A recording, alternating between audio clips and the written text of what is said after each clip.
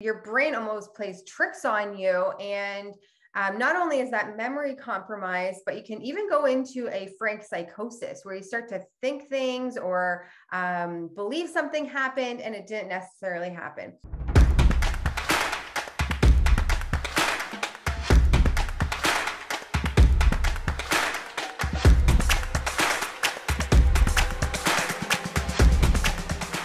Everybody, just going to wait for everyone to log on. Thank you so much for joining me, taking time out of your day for this very important topic about chemo brain fog. There are so many reasons why we can experience cognitive decline, whether it's with age, after medication. Any type of medication does not need to be necessarily chemotherapy or radiation. Baby brain, we've all heard of baby brain before. I know after my children, after each child, I have 3 children, I, just like most moms, go through severe sleep issues where it feels like torture when you have to wake up every hour, every 2 hours, and you are so exhausted and you feel like a zombie. And that can happen to many people who are lacking sleep. It's a struggle, and you forget, like, what did I do yesterday? What did I have for lunch yesterday? Just even the simple acute things that we do day to day. When you're when you're exhausted, it's a struggle. It's a struggle. So these are the top 3 ways that we can help support your brain health and help you think more clearly and make life just a lot more simpler and enjoyable. So the overview today is we're going to talk about what exactly is chemo brain, what's happening with the brain when we are not thinking clearly. Also, the top things we can do to incorporate into our own lives of detoxing and cleaning up and supporting the best oxygen supply and health to our very precious brains that we need all of the energy possible to think clearly and have mental clarity and great focus and memory. So when you are feeling poor memory, concentration, feel too tired to even think straight, what does that result in your day-to-day life? You're going to become more irritable because you can't remember certain things, or even talking to people, you just feel like frustrated and you feel like, oh, why can't I remember that? So the mood changes can be there, but also after years of feeling a certain way, you might your brain almost plays tricks on you. And not only is that memory compromised, but you can even go into a frank psychosis where you start to think things or believe something happened and it didn't necessarily happen. So with chemo specifically, it affects the cerebellum and the cortex. So common things that you do day to day, it just becomes a lot more of a struggle. And specifically the one doxorubicin, the chemotherapy induced, that's a very common chemotherapy drug that causes this chemo brain. What it does is very toxic on the nervous system. So those nerve cells, not only is it cause like neuropathy, but it's going to affect physically how your brain is functioning. So this can even last for years, even after the event. So just like we said, the chemotherapy is a big cause, can cause the neurological and the cognitive decline years later. Same with when you're completely sleep deprived. If you're missing out on sleep, those effects can last years later as well. With age, we know that we just have more on the go, and maybe some of us aren't setting enough boundaries for quiet time and go time, and that cortisol. All of that is affecting our memory and the way that we are able to think and focus and concentrate. So number 1, the most important thing is get rid of why is there the decline in the first place. So if we know that there's chemicals going into the system, there's toxicity, there's pollution, there's things that our body is just completely overwhelmed with, first step is removing that. So if you know that you are constantly exposed to secondhand smoke, for example, you're not going to keep sitting there in secondhand smoke and say, oh no, you know what, the problem's just going to go away eventually. No, we need to get rid of the elephant in the room there and the source of the problem. So detoxing is a very effective way to help repair healthy cells, but getting rid of the weight that's on the system that's dragging it down in the first place. So my top detoxing ingredient is chlorella, What chlorella does is it acts as a binder, and it helps to bind these toxic ingredients in your system, in your bloodstream, to help carry them out. It actually supports it from even toxicity that's been sitting in the gut and in the tissues for many years on a cellular level. So this ingredient is extremely important that you get in a clean, the source that you get the chlorella from is very important because of what I just said, that it's going to leach onto things and kind of like bind to it. You want to make sure you're not getting chlorella from a cheap source and getting things that are actually creating more toxicity and taking in more toxicity into the body.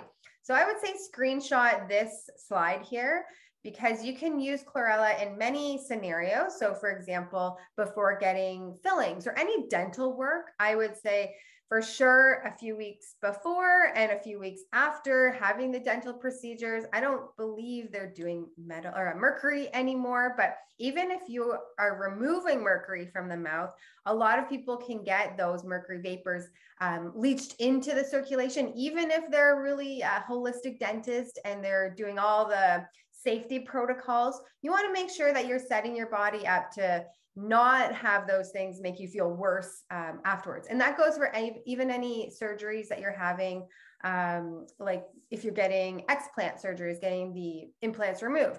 If you're doing anything where you know that you're going into a more toxic environment or things can start to recirculate, using chlorella week before and a few weeks after is a really great way. You'd want to go by the dosage. The effect of chlorella has a different, based on how much you're taking, it'll serve a different purpose. So you want to take it an hour away from food, and you want to increase the dosage of chlorella, like take it almost every few hours or a few times in the day if you want more of that chelating or binding effect. Another really great chelator is R-Lipoic acid. So you may have seen the the alpha lipoic acid, and then there's the R-Lipoic acid. The R form is just a lot more bioavailable, and it also crosses the blood-brain barrier. So when it comes to mental health and brain fog, and even brain fog right there, forgetting the word, post any kind of cancer treatment that's affecting the brain or it's passing through that blood-brain barrier, lipoic acid is an excellent chelating agent that crosses that to help grab onto it and carry it out of the system. So lipoic acid, you want to just be careful if you're hypoglycemic or if you have too low blood sugar, then the lipoic acid will dip it even further. So you can just become like shaky or irritable or anxious if your blood sugar goes too low. However, most cases, people tend to lean on the higher side of blood sugar balance. So just make sure you take this with food if you are going to be supplementing it, because if you take it in between meals, definitely your blood sugar would dip too low. So that's why the range there between 600 milligrams 1 to 3 times a day with food. If you have never taken it before, you just start slow and you can wean your way up. I also like to do the lipoic acid through IV. I find for detoxing, for blood sugar balance and anti-cancer properties, it's a fantastic agent that you can use to help on so many levels. Even for cancer care, reducing inflammation, it's a really great one to do. Now, ketones are something that our body produces on its own, which is really incredible. So you can take the exogenous ketones, which help with brain fog and helping with brain health, but our bodies are equipped to produce this. So if we're not really great, efficient sugar burners, then we're constantly going to be having to use, our system needs to help break up the sugars. But if we can control how our body uses these sugars through something like lipoic acid or cutting back on carb load and integrating some fasting protocols, then what happens is your liver starts to produce these ketones from fat. So whether it's fat from your own body or from olive oil, MCT oil, nuts, seeds, fish, walnuts, all the things that help with healthy fats, we can produce these ketones, which have thousands of studies on how it can help with memory and cognitive repair. So anytime that there's been trauma, so accidents or post-injury, concussions, any kind of chemotherapy agent, any excess stress in your system, we really want to promote the use of ketones to repair on a neurological standpoint. Intermittent fasting is just one way that you can get your body to produce more ketones. So 16 hours of no food at night is usually the easiest way to do that. So you would have an 8-hour eating window throughout the day, and then the rest of the day you are fasting. Even if you did that once a week where you said, okay, I'm going to consciously just not have food for 16 hours, you're going to be increasing how your body is producing hormones, autophagy, which is killing off old dead cells and repairing healthy new ones. And that's what you want from a neurological standpoint. Anything that's been exposed to your body last year, you want that to be detoxed and out of your system. I've done some testing where people have done chemotherapy and other types of medications, and we still see that in their system, even though they stopped doing that agent 3 years ago. So it's kind of scary to think about how our tissues contain all of these agents despite stopping for so long. So if you can incorporate something like intermittent fasting, getting your body into a state of autophagy and cleaning up, you're now setting up a cleaner system to help repair healthy new ones. Same way as if you have like an old moldy home, if you have something that's just like there's a lot of chemicals in the home, and if it was just really toxic inside, you're not going to say like, okay, let's just build a nicer home around it and like let's repaint it so you can't even see the mold. Let's just do like let's put some air freshener so it smells nice. You're not going to do that with an old home. You're going to want to just like clean it up, like sweep it all away, clean the whole area, get rid of the old toxic material, and help rebuild healthy new cells. So just like with a home, we would want to do the exact same thing with our body. So intermittent fasting is just one tool of cleaning up the old debris and starting fresh. So why would we want to fast? So beyond just mental health, cognitive repair, it helps with our immune system. It resets a healthy, good bacteria microbiome. It's going to help get rid of the bad bacteria. So if there's any kind of like SIBO issue, parasites, mold, candida overgrowth, fasting is a really great way to change the microbiome in your gut. It also is going to turn on genes for longevity and turn off the genes for inflammation. So we're constantly in this environmental and DNA chat where we're always integrating of what's going on in our environment and how is that affecting our DNA. So it's pretty cool that we have a lot of control on which genes are turning on and off throughout the years.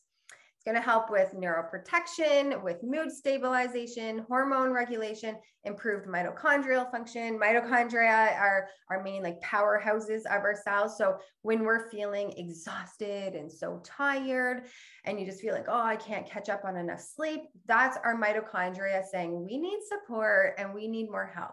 If our mitochondria are not able to produce these energy, these ATP, and really help you, then you're going to feel it. You feel the effect. So fasting is a great way to help improve and regenerate new mitochondria within our cells. And as we age, it's quite normal to see less mitochondria in each of the cell just because of toxicity and feeling overwhelmed and tired and all the things that affect even drugs, medication that damages our mitochondria. It's been it's well studied. As soon as someone starts a new drug, they might be like, oh, I'm just exhausted. I can't handle it. That's our mitochondria saying it needs support. Fasting also will help lower triglycerides, lower blood sugar, all the beneficial things that we need for mental health and cognition and memory, and it slows the aging. Like, how cool is that? So something that's a free thing that you can do on your own, starting as soon as you want. If you've never done a 16-hour fast, try even doing like 12 hours. Start from what are you doing right now and add on half an hour. We don't need to just like jump into something that you will feel tortured by, but it should get easier with time and just making it a routine. It's not something that should be stressful. It's something that you can just wean in at your own pace, and knowing the longer that you're fasting, the more benefits you have. It's a 72-hour fast is where they say you're getting peak autophagy, like detox and cleaning up. So You don't need to jump into a 72-hour fast anytime soon, but if you've done a 24-hour fast before, then try going into a 36. I was telling someone just this morning how the first 24 hours is really the hardest because you're just kind of like getting rid of the habits of eating and you're getting rid of just the routine of it. And maybe you've had blood sugars, ups and downs in the past. But once you've done the 24 hours, I find like personally, I could go right into a 5-day water fast because my ketones are like through the roof. I'm feeling amazing. I've totally just like shifted my whole, I mean, I still miss the act of chewing. That's something that I don't think ever goes away. You miss just the quality time with your family, like sitting around a meal, but there's so many ways to get around that. And if you're able to do a longer fast, however way, going on a tangent here now, if you're able to do that, I highly encourage it. You can also benefit from partial fasting. There's a lot of studies showing how fasting mimicking diets, so following lower calories, lower carb, lower protein, and higher fats, help with these ketone productions and also help with your cognitive health and neurological regeneration. So if you're someone who's like, oh, there's no way I can go a week or 2 days or 3 days without eating. And then, like I said, it takes time to get to that mind frame of knowing you're able to do that, then maybe doing a partial fast is something that will benefit for you. So it's usually about 5 days a week for the whole month, where you would just do 5 days of following a certain calorie restricted diet to reap all of the benefits of a fasting protocol of going into autophagy and detoxing and cleaning up. A lot of people who want to lose weight also, this is a really great thing for them to do once a month. Personally, I try to do a partial fast or fasting mimicking diet 3 times a year. You could even just do it once a year if it's something just for your for mental health. But for cognitive repair, I would say doing once a month until you get to the brain performance that you want to feel on the ball, higher energy, and just mentally you feel a lot better. So this is something else that we have a lot of meal plans for. We can give you ideas of what this would look like if you were to implement something like this instead of just a water fast. Okay, brain nutrition. So there's a lot of foods and a lot of drinks and things that you can do to help support the nutrients that your brain needs for memory and for mental health. So let's go right into that. So we've already kind of touched on the topic of healthy fats because of what it does for ketones. And it's very similar, the foods that you would want to have that really fuel the brain. If you think about it, your brain is mostly fat, and we want to support how it's communicating with one another and how the electrical charges of each cell. You think about it, every single cell has like a fat membrane and electrical charges on them. So they're constantly just communicating with one another. So things like olive oil, MCT oil, avocado oil, hemp seed, flax oil. I actually wouldn't recommend flax oil, but instead just doing the flax seeds, grinding them and putting those into your meal. I find it's the flax that can go rancid very quickly. So if you are to do the oil, make sure that it's in a glass container with like a brown, it's not in a plastic basically. Fish, salmon. If you're on any type of cholesterol medication, you may find that you start to compromise brain function as well. So when you're on a cholesterol drug, you're suppressing how even healthy fats are being absorbed in the body. So if you're suffering from cognitive impair and you just feel off and memory's compromised, definitely want to look for a healthier route to support cholesterol versus being on a statin drug like Lipitor, because those ones, they're not only for mental health, but it's going to affect hormone production. So we need enough cholesterol to build testosterone and estrogen and progesterone. So if you're feeling even like low sex drive, just exhausted, hard to put on muscle, maybe it's your hormones that are being compromised. So look into that, look into how we can support healthy cholesterol and not looking at all of these fats on the list as, oh, it's going to make my heart more stressed out. It's actually the opposite. It's going to support how your healthy fats are getting rid of the bad fats in your body. The top supplements that I like for cognition, first one is acetyl L-carnitine.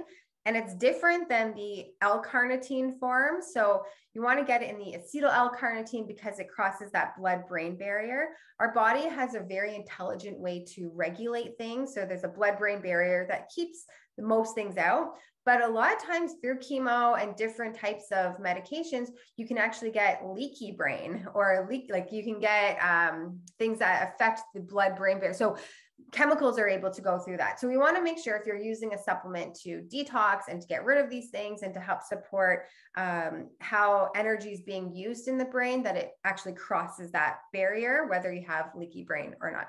So acetyl L-carnitine is something that you could do. Make sure you do not use that in brain cancers. That's one thing that's just not, it's definitely contraindicated. And then you can add in other antioxidants like grapeseed extract, R-Lipoic acid again, B-complex, go to cola. The list here at the bottom is really good at improving circulation. And a lot of the antioxidants help bring down inflammation. So blood flow and oxygen can reach the brain more effectively.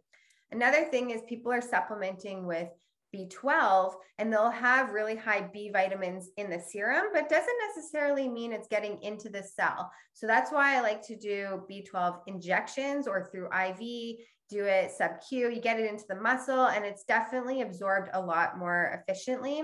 And then we'll see the numbers not just like have this huge spike in the serum, but we actually see like the shape of the red blood cell is changing. And that's what we want to see.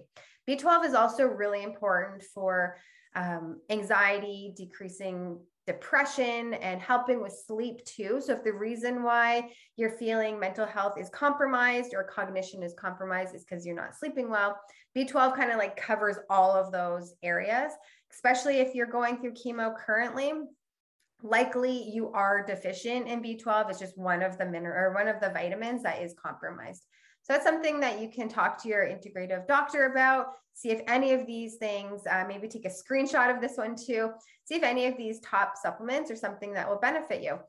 Rosemary, also you can have that as in a diffuser. So you can put that into your house and just breathing that in will help with helping with cognition. And then phosphatidylserine is also just another fatty acid. It basically helps, like we said, with the membrane around those cells.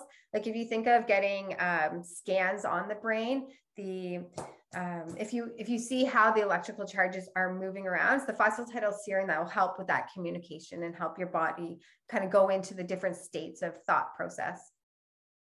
Okay, so leading into that, the importance of looking at brain health and how our system is communicating.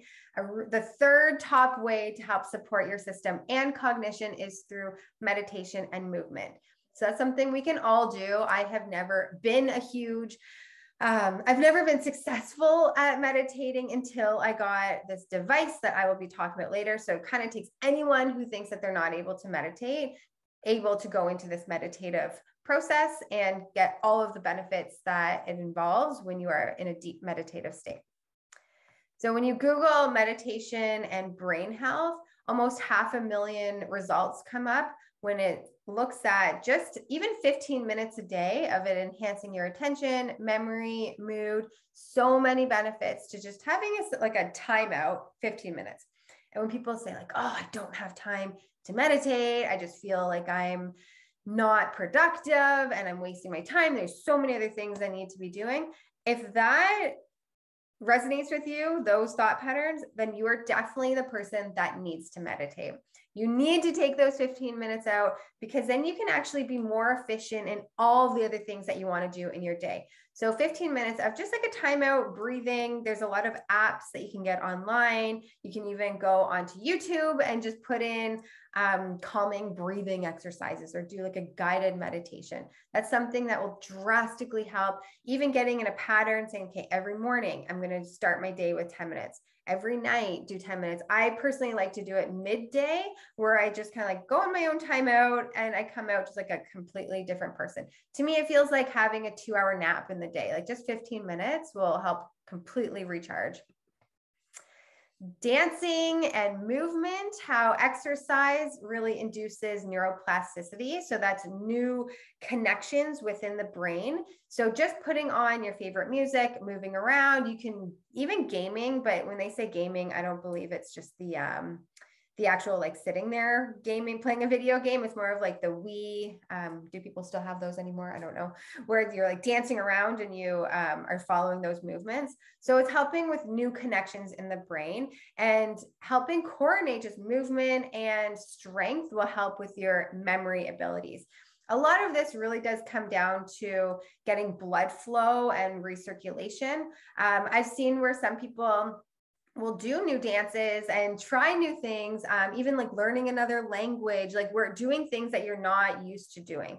So music is a really easy one, just putting different types of music on, getting your body moving. That's a really great way to do, to help with your brain health. There's different types of there's beta waves, alpha waves, delta waves, based on how you want your brain to perform. Brain tap is something that I love, and I really promote it because I've seen the life-changing results that it has. So brain tap is this device. It's like a meditation device, but it looks like earphones that you put on, and it's got light therapy, vibration therapy, sound therapy, and even temperature therapy, so that it kind of warms up too. But depending on what you want, you can set this meditative device into whichever goal that you have. So for example, you can have it more for beta waves, where you want to wake up, like after 15 minutes of this session, you are more awake and more active. Or if you want to do it before sleep, you put it more into the delta wave settings. So you get into a deeper sleep and you're able to recharge, detox more efficiently, and wake up the next day feeling a lot better. Alpha waves is actually like the most like calming one.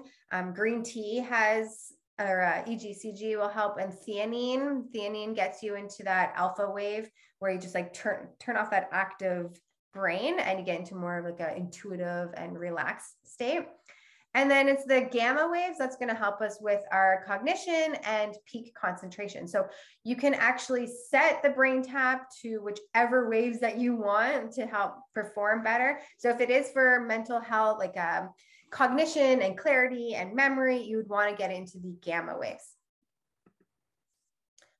There was a study done that looks at, okay, can we just have like 15 minutes of a podcast of sitting out, just like relaxing, listening to something that's not stressful, something that you're interested in? How does that compare to, even in this study, it was 13 minutes a day of guided meditation.